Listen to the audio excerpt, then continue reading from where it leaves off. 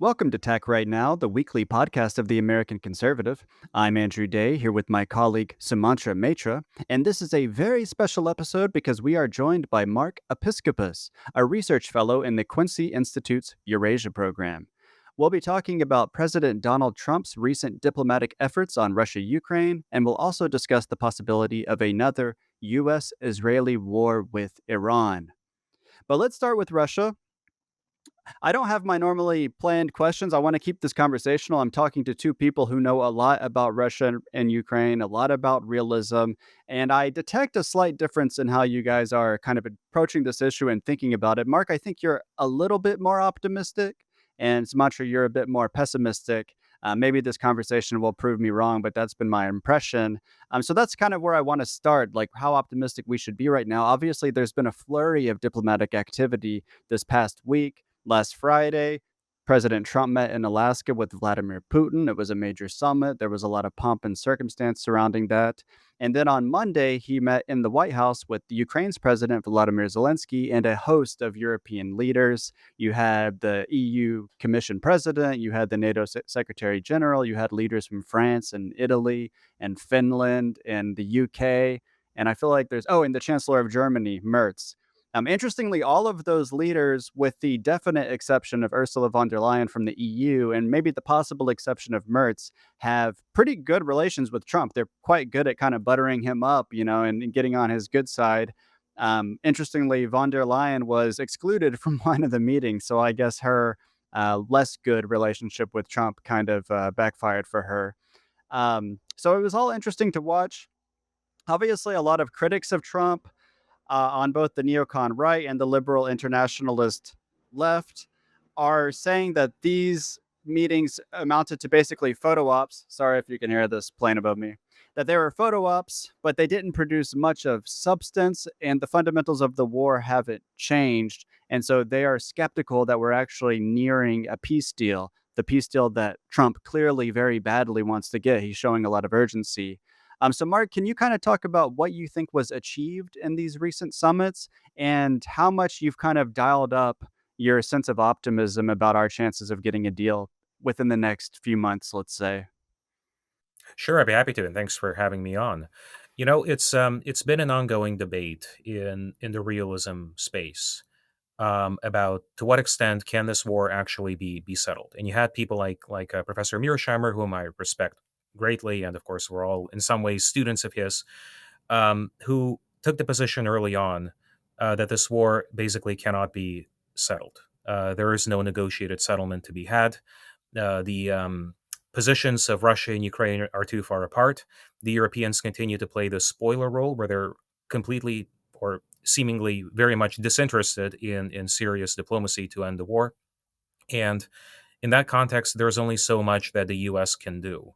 And Mearsheimer actually has this kind of determinist view where even if President Trump wanted to end the war and really pushed for a settlement, he simply would not be able to because of internal forces within the United States pushing U.S. policy in a more hawkish direction against Russia, but also because of European and Ukrainian obstruction.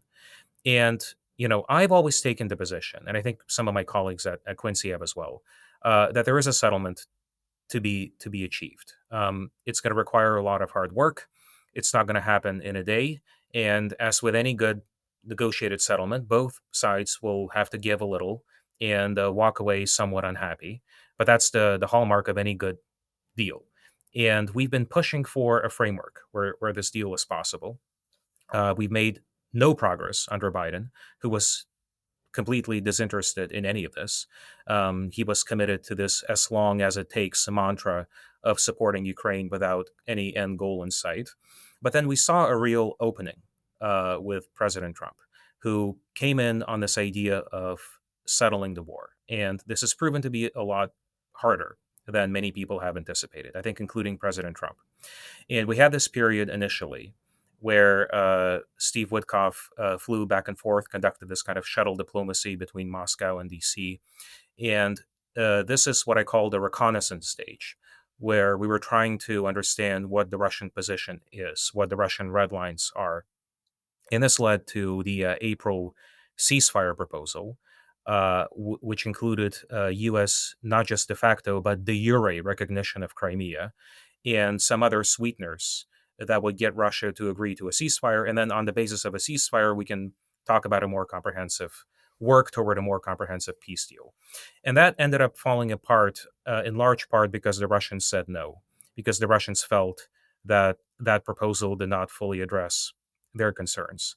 And this generated a strong backlash, I think, in the White House against the Kremlin. It led President Trump to view his counterpart, Vladimir Putin, as the obstructionist, as kind of the obstacle to peace. And this led to this demand for an unconditional ceasefire. And this is the idea, kind of like in World War One, when the Bolsheviks came to power, and Trotsky said to the Germans, "Let's not sign a peace deal. Let's just stop fighting. No peace deal. Let's just stop fighting."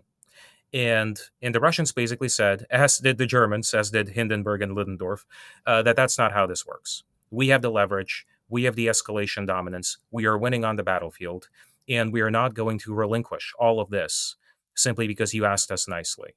So we are in favor of a ceasefire if it's part of a larger roadmap to some kind of a peace deal. But we're not simply going to do this preemptively because you're asking us to sacrifice all of our leverage in exchange for basically nothing. So if you have an unconditional ceasefire, then Ukraine is free to pursue NATO membership. European countries are free to station their troops on Ukrainian soil. Ukraine is free to build up its forces in whatever way it pleases, precisely because the ceasefire is unconditional. And so there are no limits on any of this stuff. And the Russians simply said no. And I think to President Trump's immense credit, he reached a conclusion toward the end of summer that it's unrealistic to push for an unconditional ceasefire. And no matter how much pressure you put on the Russians with the secondary tariffs and sanctions, and this idea of declaring basically an all out economic war on India and China in order to pressure Russia into a ceasefire, I think President Trump realized that this is a foolish and really dangerous path. And he sent Witkoff to Moscow for another round of serious substantive talks to get us to a place where we could pursue a settlement. In this meeting that Witkoff held in Moscow, I think did generate some real progress, some real diplomatic momentum. And uh, a proposal was made in broad brushstrokes about the two big components of this war, which is territory and security, that seemed to satisfy Russia's core positions. And on that basis, President Trump met with Putin in Alaska, and they had, on a personal level, I think a pretty good meeting. I think it seems to me a lot of substantive issues were raised because he did have not just the heads of state, but Rubio and Lavrov and others in the room who did manage to get into the meat of what it would take to settle this war. And I came away from Alaska with a great deal of optimism about the potential for a real negotiated settlement. Um, and then we got to Monday, where I think we were all sort of uh, anticipating perhaps some kind of an ugly exchange of the kind that happened in February in the Oval Office between Trump and Zelensky. And instead, we got what was a fairly amicable meeting. And it seems to me that President Trump and Vice President Vance raised a lot of this stuff with Zelensky, and they told Zelensky that you're going to have to make some difficult compromises in order for this to move forward. They showed him the map, the famous map, where they had the Russian zone of control. And it's interesting. The Ukrainians insist that they control about 35% of Donetsk. And the map that Trump showed Zelensky showed that they control maybe 24 or 25%. So that's actually quite a big difference. So I think a real effort was made to impress upon Zelensky that you're in a bad place. And the only person who can get you out of this mess is President Trump. But in order for that to happen, you have to play ball on certain territorial and security concessions. And we'll sweeten the deal for you. We'll give you $100 billion security assistance package after the war is over. We'll help you rebuild. We'll invest in Ukrainian reconstruction. There's still the mineral deal. So we're not throwing you under the bus if you make the difficult choices now that need to be made in order to end this war. And so that was all good. And then the Europeans, I think, tried to play this kind of um, middleman game where they were not in a position to openly defy Trump on any of this. And in fact, when Chancellor Merz raised this unconditional ceasefire business, Trump pretty much slapped him down right away, which again sort of shows the red lines that the White House has on a lot of this stuff, and that was good to see. But now we're getting to the part where I think we're heading into a real danger zone, where it's time to put a lot of this down on paper and to engage the Russians in a serious diplomatic process. This is where the rubber hits the road, and we're seeing some real uh, a gap on key questions between Russia, the United States, and Ukraine. I want to come back to you on that. I'm going to ask about territorial issues. I'm going to ask about security guarantees and just how far apart the Ukrainian and Russian non negotiable positions are. I think we got a good sense of your reasons for optimism, your reasons for thinking that Trump is treating this seriously. I totally agree with you that he was wise to drop this ceasefire demand for the reasons you laid out. It's not in Russia's interest to do that. And to use a Trumpian phrase, Russia holds the cards. We can't just impose our will on Russia and make them agree to an immediate and total ceasefire because that would make them lose a lot of leverage in these negotiations, and it's just not feasible that they'll do that. So I think you and I are roughly aligned in how we're viewing this. Sumantra, I'm interested in coming to you. I know that you're somewhat pessimistic, maybe not critical, maybe not like super negative about Trump's performance in recent days or anything, but still broadly pessimistic about where this is all heading. So, first, is that correct? Is my impression correct? And secondly, why are you feeling that way about this war right now? Right. So first of all, I broadly agree with most of the things that Mark said. I mean, the problem, in my opinion, is structural and not a question of wills or intention. I am extremely supportive of the administration at least trying to talk to both of the sides and trying to bring them together and figure out a way where there could be a natural equilibrium in the thing. So here are my couple of points, and I'd obviously let you guys, rip that to shreds. Barry Posen wrote an essay, which I'm sure most of you have read. It's one of the most important pieces of history, which traces the roots of Russian aggression uh, of this war. It's called Putin's Preventative War. It came out in, I think, International Security a couple of months back. He said that, look, the problem for any peace deal to happen, there are three things that needs to be, ticked in the box. On one hand, both sides need to feel that uh, they're not capable of reversing the gains of the other side. Number two, both sides need to find a compromise where neither side will be happy or satiated.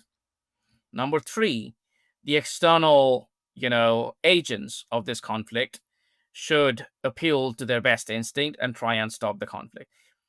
If you take those three variables one by one and try and tally it with the situation that we are standing now, I don't think any of those variables are matching. I'll tell you why. The first variable is both sides thinking that they're not going to be able to reverse the gains of the other side. We have seen no evidence so far that either the Russians or the Ukrainians are of the opinion. And by the way, I'm not talking about most of the people who are like, obviously, majority of the Ukrainians don't want the war to continue, and they want a negotiated settlement as per new polls.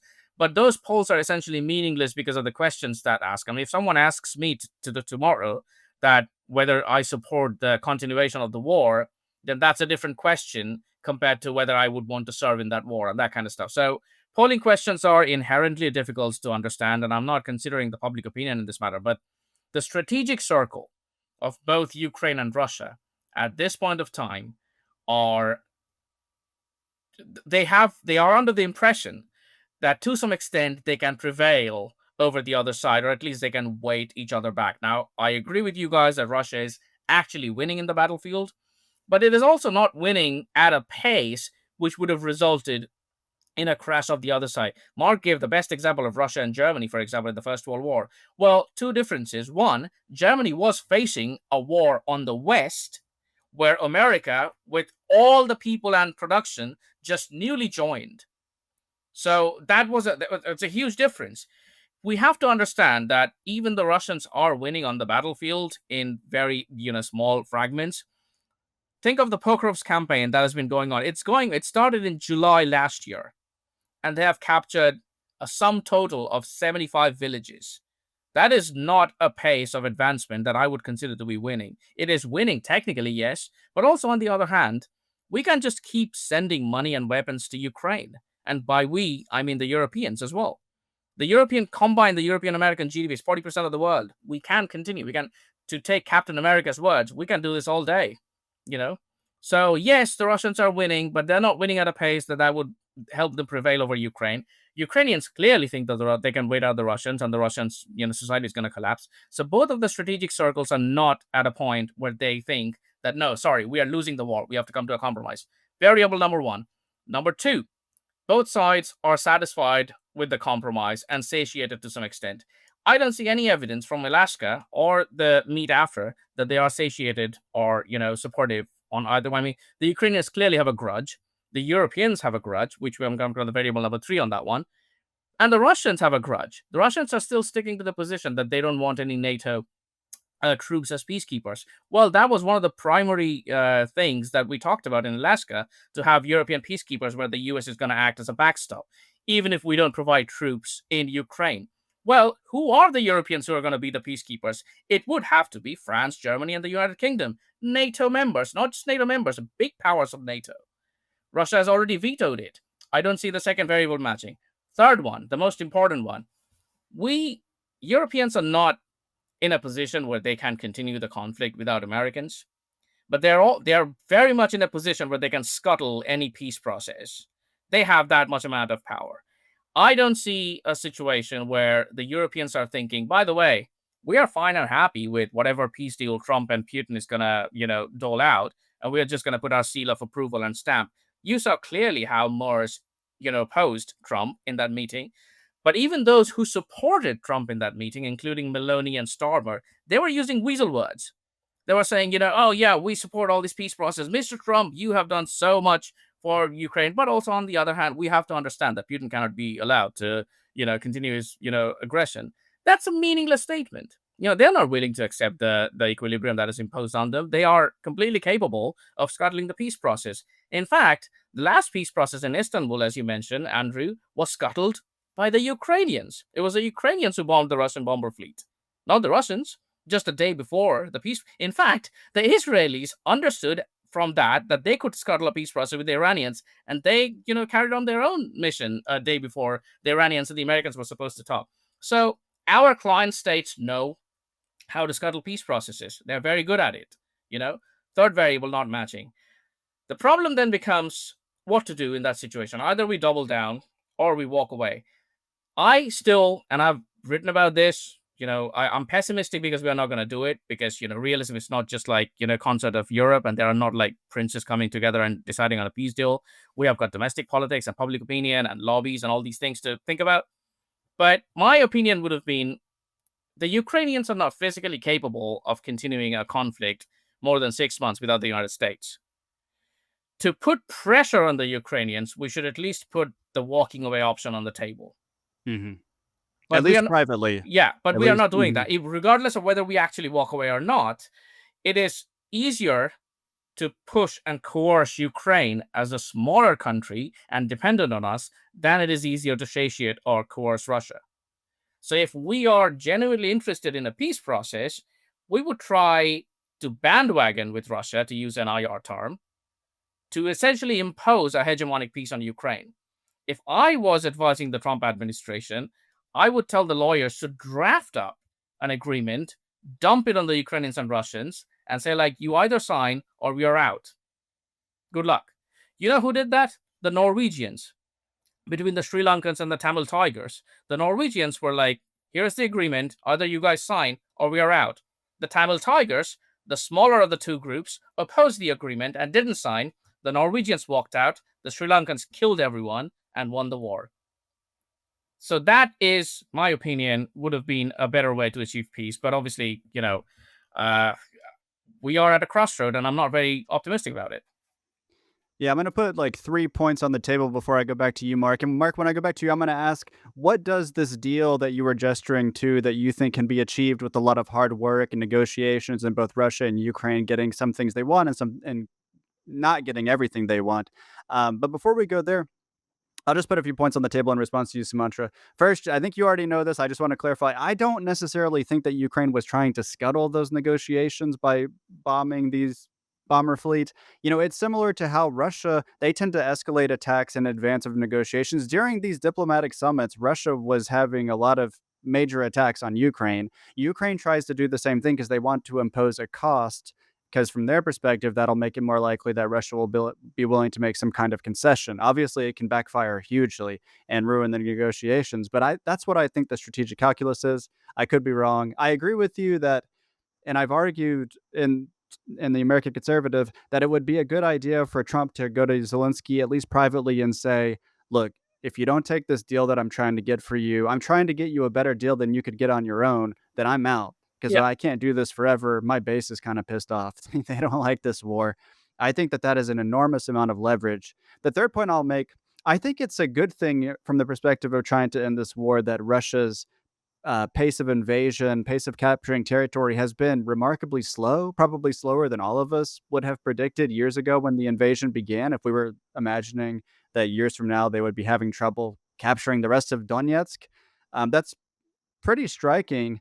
Um, and I kind of think it's a perfect situation. It's not perfect in the sense that, ideally this war would never have started, but within the realm of the real and the possible, I think it's a fairly good situation that they are capturing more Donetsk, so it makes it more reasonable for Ukraine to kind of give up the Donbass or most of it, because obviously the longer this war continues, the more likely it is that their lines are going to collapse and Russia's just going to roll in and take all the Donbass anyway. So at least now you could get something out of it if you give up the Donbass. You can get a halt to the invasion. You can get some commitments that Russia's not going to try to get Kherson and Zaporizhia, these southern provinces that it's claimed to annex, in addition to the Donetsk and Luhansk provinces that make up the Donbass in the east. Um, and then from Russia's perspective, it's kind of like, well, this is kind of going difficultly. Like as Jude Russo of the American Conservative says, they're having trouble capturing their own mailbox at this point. They're also, we're seeing signs of some economic difficulties in Russia. Their economy has withstood massive Western sanctions, pretty impressively resilient, to be honest with you. But the interest rates are high. There's a little bit of economic turmoil. There's a possibility of a recession on the horizon and stagflation beyond what America experienced in the 1970s. Putin doesn't want that. So I can see some possibilities here for the two sides being ready to make concessions. And that kind of leads me to my next question to you, Mark. You mentioned this possible deal, and I'm wondering, what does this deal look like? One issue is territory. Like, how much does Ukraine give up? Are they going to vacate territories that Russia hasn't yet captured? That's what Putin wants them to do in the Donbass. And frankly, it's a pretty big demand. I can imagine, I can see why Kiev is reluctant to agree to that. And then secondly, and relatedly, is security guarantees. Both sides want some assurance that this war is not going to start again in the future. And the reason I say it's related is because uh, from Ukraine's perspective, they don't want to give up the Donbass territory in its entirety because it's strategically significant. They see that if Russia gets all that, it's going to be a springboard for a future invasion. So, how do you think that these two main topic areas, these main issues, should be negotiated? What does a reasonable, plausible settlement look like? And what are the other sticking points for getting a deal, do you think, Mark? Well, look, I broadly agree with everything that's been put on the table. It's we're looking at a India and Pakistan fought for 48 hours. Thailand and Cambodia was also a short, but we're looking now at an intractable conflict that's very difficult to resolve. And both sides have reasons for continuing to fight, for believing that they can get better terms down the line. So, on one level, this is a bilateral conflict between two Eastern European countries, Russia and Ukraine. But on another level, this is a confrontation between Russia and the West. Proxy war is no longer a dirty word. Marco Rubio used it before, so it's now okay to say that this is in some way a proxy war between Russia and the West, between NATO and the West. And both of these prongs have to be resolved, I think. in order for us to reach a meaningful settlement. And it's the old Eisenhower dictum: if you can't solve a problem, make it bigger. And the way to make this problem bigger is to take a step back and put all of our broader economic, diplomatic, security leverage on the table as part of a grand bargain with the Russians. That includes sanctions, but more broadly, potential economic deals, the Middle East, where Russia is the only player in the Middle East who has actually a pretty good relationship with all the actors, with the Arab states, with Iran, but also Russia Israel relations are actually quite good. Um, and the strategic stability issue, where the architecture of strategic stability has pretty much whittled down to nothing since the end of the Cold War, and re-engaging the Russians on the INF Treaty and lots of these other issues should also be on the table. So, if we approach this as simply a bilateral conflict, there is nothing we can offer the Russians that they cannot take by force if the war goes on long enough. And I agree that the pace of Russian advances has been glacial, but this is because it's an attrition war. The Russians are not looking to grab large amounts of territory right away. They're looking to bleed Ukraine white, and you know, you, to win an attrition war, you don't have to last forever. You just have to outlast the other guy. And the Russians are on track to do that, whether that's half a year from now, 1 year, or 2 years. This is where this war will go. So the terms of a settlement are not going to get any better for Ukraine. And I believe Zelensky understands this, but he sees himself as in a bind because he has lofty political ambitions. He wants to stay in power for a long time. He sees himself as the post war leader who will shepherd the Ukrainian nation to a bright future and help it rebuild. He is looking to get at least another term as president. And he understands that if he makes the compromises that are necessary now, this would put him politically in an impossible position. And that's part of the issue we're facing, where Ukraine requires security guarantees, but Zelensky requires personal guarantees of his own. And then, there have been discussions with other Ukrainian opposition leaders going back to February, March about potentially replacing Zelensky. And it's my understanding that the White House has concluded that this is unproductive because any Ukrainian leader would be put in a similar position, and there is no real candidate to replace Zelensky who would make these difficult choices that stand before Zelensky now. Does that include Zelensky? Because we're seeing signs that Zelensky is gonna try to be the next president. You So know, I he think, had this he yeah, had this glowing profile in Vogue Ukraine. Someone who writes for us regularly, Ted Snyder, wrote about that a little while ago, and now we're seeing reports that he's actually, like, got a campaign going, that he's kind of organizing out of London. So what do you think about the prospects of yeah. Zelensky you replacing Zelensky and that opening up some possibilities for diplomacy and a better modus vivendi with Russia?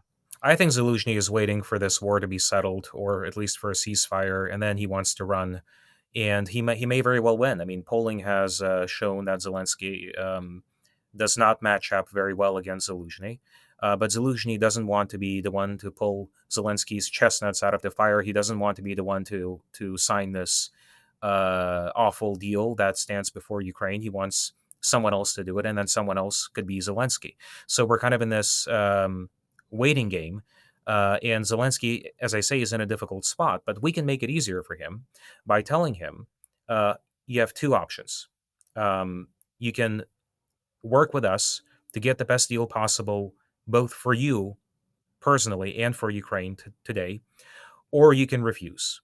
Um, Ukraine is a sovereign country. You're the leader of a sovereign nation, and you have the right to say no. But if you say no, then there will be consequences. And as Sumantra said, we have to put our punitive negative leverage on the table. We have to say to Zelensky, Starlink, intelligence sharing, everything we do for Ukraine, all of that is at risk if you do not make the choices that have to be made right now. I don't know if this is being communicated to Zelensky in the way that I described, but I think it has to be.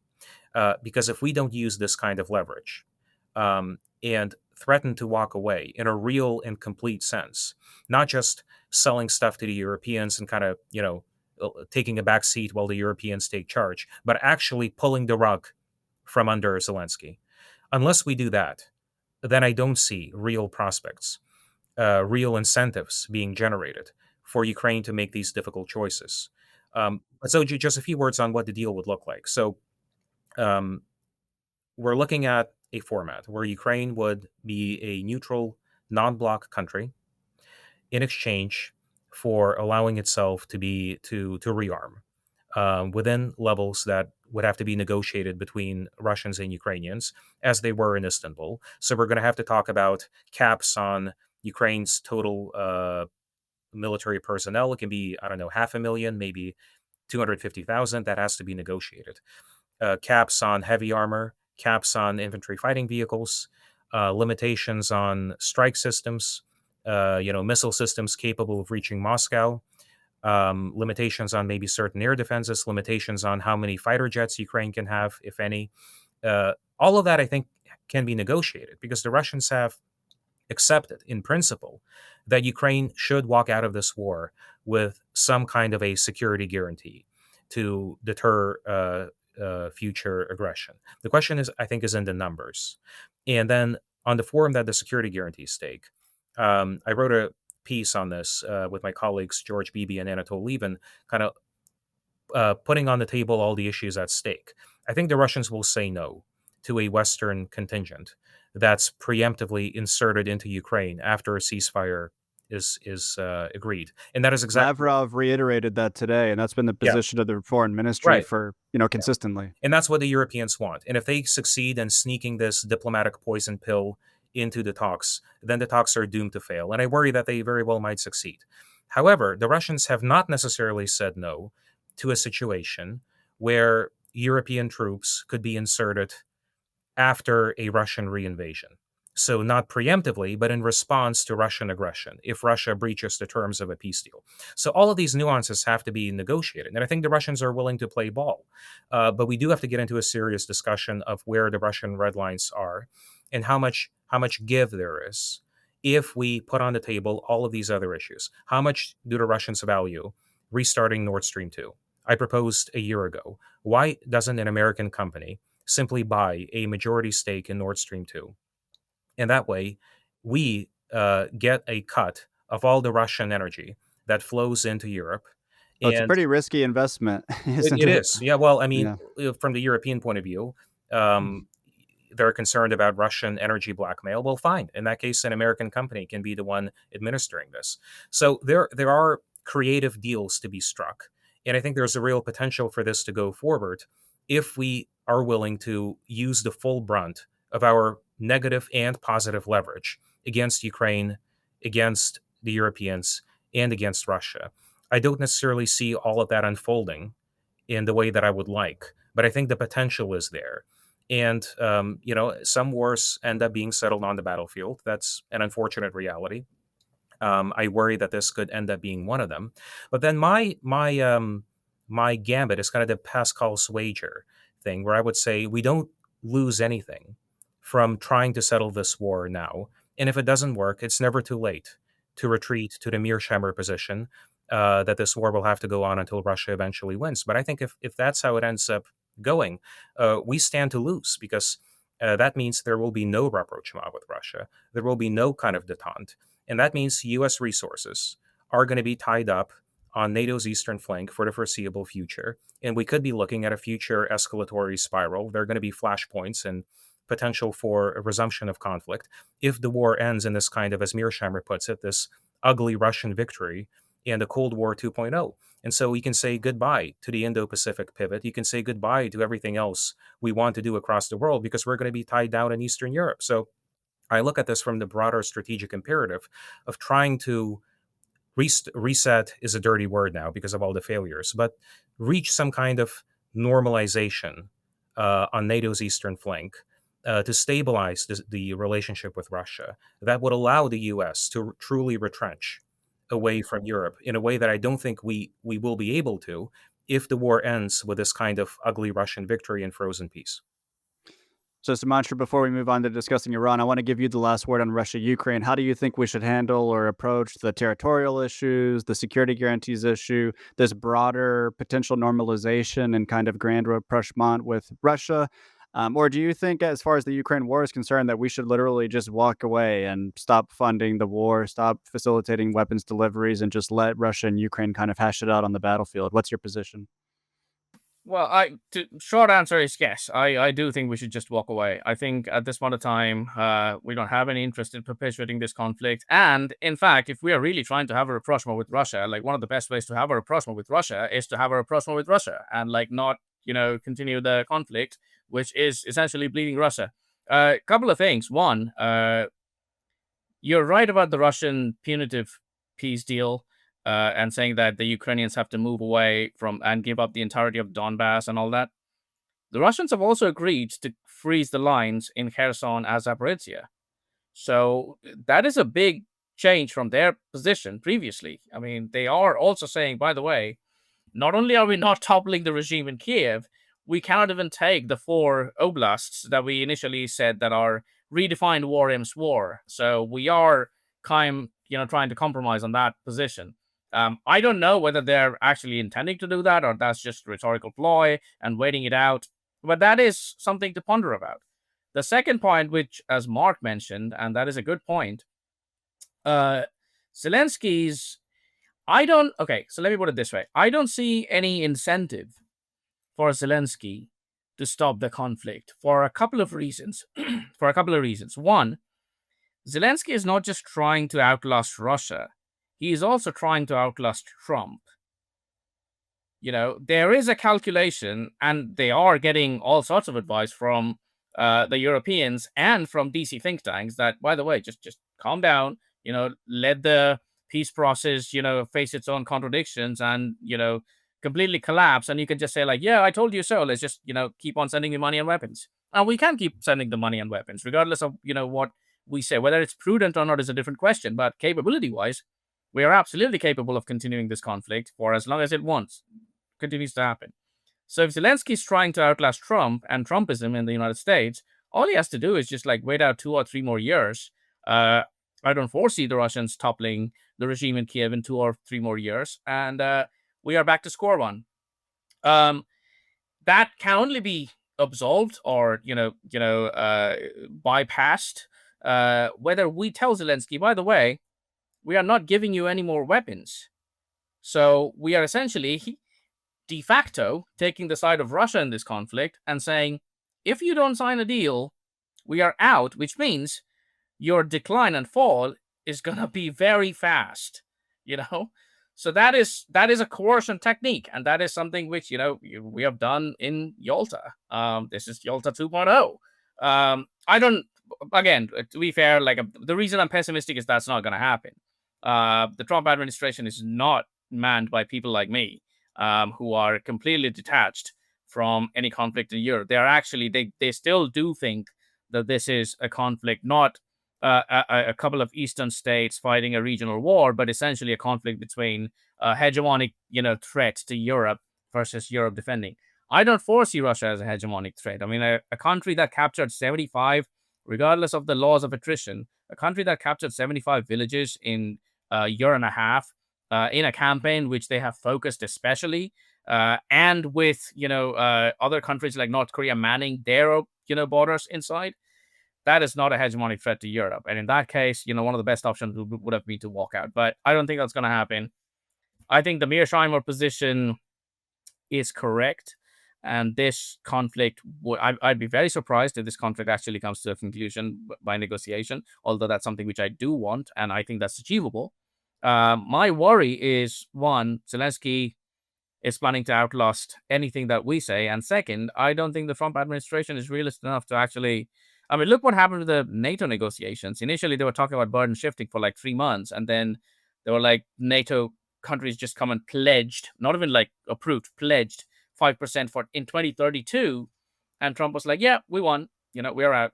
And there is some funny business with those numbers because Yeah, it's like it's completely fudged. 3.5% It's nonsense. military, and then they're considering like roads, infrastructure, and stuff as defense Giorgia spending. Meloni said that they're gonna make a bridge between Italy and Sicily and make it like I mean, what challenge?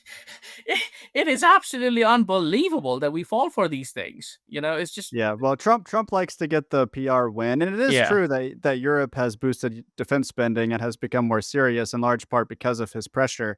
But yeah, the 5% number, it's there's a lot of nonsense. funny business there. And they got a carve out where all the stuff they send to Ukraine counts toward the spending target, which I think is a Yeah. huge mistake. So I think we're in agreement on that. I think we need to move on to Iran. We might actually also have a little discussion about realism toward the end if we have time. But right now, I want to talk about Iran because Trita Parsi, your colleague, or maybe your boss, I guess, Mark, at the Quincy Institute, he had a piece in foreign policy that's getting a lot of play, in which he said that we're heading toward another Israel Iran war, perhaps as soon as the end of August. I think he said, with a high degree of confidence, before the year is over, and he thinks it's going to be bigger and bloodier and more ferocious than the last one. I think that we basically have three possibilities here. One, we do indeed have a repeat of the 12-day war, bigger and worse than last time, as Parsi thinks it will be. Two, we have a reversion to this kind of shadow war between Israel and Iran that involves assassinations and intelligence operations and just generally a high level of tensions with this kind of threat of war always looming, but not quite becoming a hot war. And then third possibility is Trump tells Netanyahu, hey, it's not in the US interest to go to war with Iran. So we're not going to support you if you attack Iran. You better not do it because we have different interests. We would like to get some sort of nuclear deal with Iran. We're not trying to turn Iran into some kind of failed state like Israel wants to do, in my assessment. And I think in Parsi's assessment. I predict that Parsi is right. Unlike with Russia Ukraine, in which I am consistently overly optimistic and expecting a deal to happen, my track record on predictions about Iran are pretty good. Before the 12-day war, a month ahead on this podcast, I said, yeah, Israel's going to attack Iran, and then we're going to have to defend them from the ballistic missile attacks. We're going to use a lot of our air, defense interceptors, and then the U.S. is going to have to go in with B-2 Spirit bombers and bomb their nuclear facilities, and it's exactly what happened. And I think, again, because just looking at the geopolitical interests of Israel, Iran, and the United States, specifically at Israel, which wants regional hegemony, which sees Iran as the final boss, and it wants to turn into a kind of Syria, Iraq, Libya sort of weak or failed state that can't challenge it anymore. That's why I think we're heading in this dangerous direction. I'd be curious if you guys agree and what you think Trump should do to avoid that eventuality, if indeed, and as I'm sure you do, you think he should avoid that. What are your thoughts on this issue, Mark? Well, I think he should avoid it. So, look, I don't know a single American who thinks that Iran should have nuclear weapons. I have yet to meet a single American, literally a single American. Kenneth Um, Waltz did, but that's he passed well, away. yeah, yeah. So, look, I think it's a perfectly reasonable policy position for the administration to have. However, then I would say that the best way to achieve this outcome is by engaging Iran in diplomacy. And this doesn't have to be JCPOA, which is tied to Obama. It can be its own deal.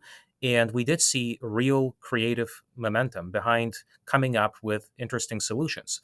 This idea of an enrichment corridor between Iran and the Arab states, where part of this will be considered Iranian, and then after a couple of years, it will be a joint investment project of some kind. So there are lots we can do here. And it was my impression, I don't know if you agree with me, that we were headed in a really positive direction. The Iranians, actually, unlike the Russians in this case, the Iranians were extremely open to a deal, and they were willing to engage, I think, constructively and in good faith. And then we got to the 12-day war, and all of this diplomatic goodwill was dashed against the rocks. And we got tied into this attempt, it seems to me, to effect regime change in Iran. And that to me is the real danger. And that to me is where we have to put our foot down. President Nixon, I think, put this really well. He gave an interview where he said, Israel is our ally, and we often have interests that overlap. And when that is the case, good, and we should act on those and we should cooperate. But there will be times when Israeli and American interests diverge. And we have to be, I think, crystal clear that it is not in American interests to pursue a regime change war against Iran. It is in our interests to ensure that Iran does not have nuclear weapons, and there are ways of achieving that on the negotiating table. But then, if the goal is to replace the current government with, I don't know, Reza Pahlavi or someone else, that gets us into a potential quagmire.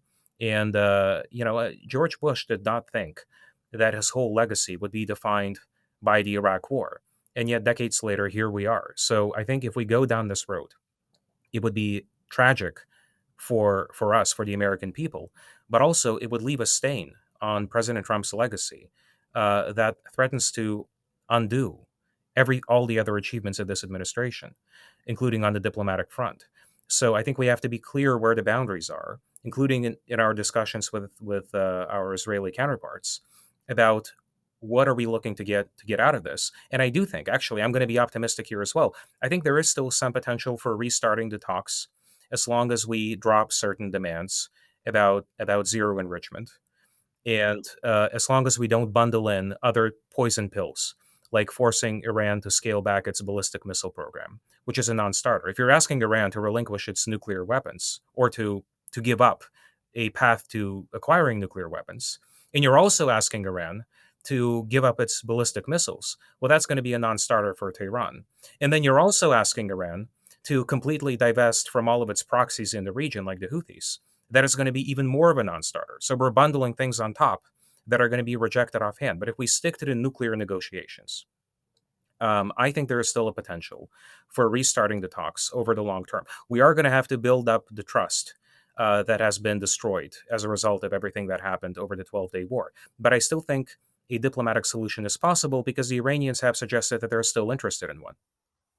Yeah, and I would say if they're going to keep those poison pills about no enrichment and reducing or eliminating ballistic missiles program and not funding the so-called axis of resistance, I would say don't even pursue diplomacy at that point because it puts all of this negative attention on Iran and just makes these unacceptable demands, and it's not going to go anywhere good. If they're willing to be reasonable and stop listening to the Israel lobby and Netanyahu and putting this Libya model kind of stipulations into their proposal, then I think that we can still get to something good. Masoud Pezeshkian, the president of Iran, is a moderate, a reformist. He campaigned on engagement with the West. And I hope that Trump is going to go in that direction. Sumantra, where do you think this is going? Are we going to see another Israel Iran war? Is Trump going to be able to avoid it? What do you think he should do? So I'll start with the last question. If Trump is going to be able to avoid it. As we speak today, we have a tariff war with India, troops moving near Venezuela, reports coming out that we might target the cartels in Mexico, and a potential conflict between Israel and Turkey over Syria. And that's just today. That, this is a far cry from the commerce not chaos, talking points of the first couple of months. I totally understand why Israel is acting quasi-hegemonic in the region. As I've written before and I've mentioned in this podcast before, there are two very important points that the Israelis understand. They understand that, traditional foreign policy in the US is changing generationally, and the support for Israel is kind of like going down, bipartisan on both sides. And that is not going to last. Like, it might not happen tomorrow, but like in 20 years' time, it's going to be a very different electorate. And we are going to be really old people. And there would be a whole bunch of people who would be, who wouldn't have the formative experiences that we had when we were young, kind of like Bob Gates and NATO. The second point is they understand that, they are facing a multipolarity, which means the structural issues in front of the United States is going to be very different in 20 years' time. So they are trying to create, as any state wants to create, a buffer zone, and that's what they're trying to do, which is good for them. I don't think we should be a party of it. I don't think it is in our interest to be a party of it. I totally agree with Mark that I don't know any American currently, if you poll, who would be interested in an Iranian nuclear weapons, but it could be achieved in a diplomatic way. The problem with the Trump administration is, even though the instincts are correct, they are manned by people who are, as you mentioned, putting poison pills in various negotiations. Some of these are active sabotage. Like, if someone comes and tells the Iranians that, by the way, hang on a minute, we don't want you to have nuclear weapons. That's point number one. We don't want you to enrich to have any kind of nuclear weapons, point number two. And if you try, we're going to bomb them. Well, we are incentivizing them to essentially push towards nuclear weapons because that is, at the end of the day, the ultimate deterrent against any kind of American interventionism. Our concerns are contradictory, and quite naturally, they're producing reactions which are not coherent. Like that is by definition how it is designed. So I'm with you. There's one optimism though in this scenario. The Israelis, at least for the time being, seems to be under the impression that the Iranian nuclear threat has receded. The Iranians are exactly the opposite. They are buying weapons from China at a rate which is unthinkable. Like they understand they're understandably fearful. That is a good thing. If Iranians are fearful and the Israelis are satiated, that might lead to a point where there can be a negative equilibrium where there is no conflict directly between those two. But that's that's a statistical possibility. It might go the other way. Yeah. If you listen to Iranians and Israelis and the government, you get the impression that they don't think the ceasefire is going to last. I think this advisor to Khamenei, the supreme leader, recently said, "We're not in a ceasefire, we're in a state of war." They had all of these military drills to kind of establish deterrence and to show, oh, we actually have better missiles than we used, at least in the early stages of the 12-day war. And now we can, penetrate those air defense systems. So they're trying to establish deterrence. One possible silver lining here or reason for optimism is maybe Israel realized, actually we can't decapitate their regime through a war because the 12-day war didn't accomplish that. So we're going to revert to the shadow war. I mean, stay tuned, I guess. Who can predict the future? I And guess there I'll were just no public protests. The Israelis were counting on public protests in Iran. What we actually right. saw was a rally around the flag effect. Yeah, you're Yeah, seeing this organic nationalism. can Yeah. I just pick up Nothing. on a point that was made because I think it's actually a really good point that Sumantra made. We were on a really good track with the North Koreans in getting a deal across the finish line, but then John Bolton came in and he bragged about this, urging the Libya model. Now, if you tell me, Mark, accept the Libya model, that's not a very attractive proposition in any case, in any scenario, because of obviously the connotations of what happened with Gaddafi. So we have a way of getting on a positive track, of initially getting off to a strong start, and then things just slowly begin to come apart. And I worry that this is what could happen if negotiations restart. But we do have to restart negotiations first with Iran, and we're not even close to that yet.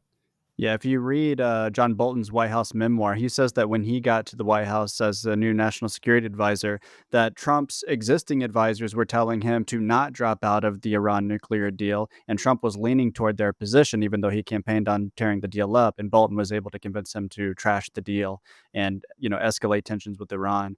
We just have time for one more question. I'm going to pose to you, Mark. Sumatra and I have been talking recently about how realism and restraint has been kind of operating as a skin suit that neoconservatives and other hawks use to justify their hawkish foreign policies, but to frame it as kind of peace through strength or somehow being restraint and realism. It's anti-war to like slap down an enemy and not let them attack you anymore. It's this kind of reasoning. Can you talk a little bit about what realism and restraint means now, what it should mean?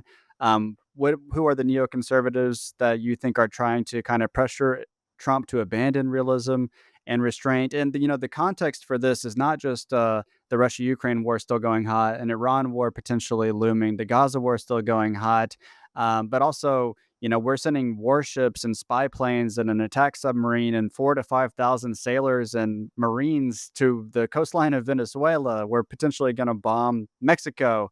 And some people on the right support that kind of thing. So, can you talk about what realism and restraint should mean in the MAGA movement now? Well, we got off, I think, to a strong start, and we still have a lot of really solid people in the administration, in the Pentagon and at DNI.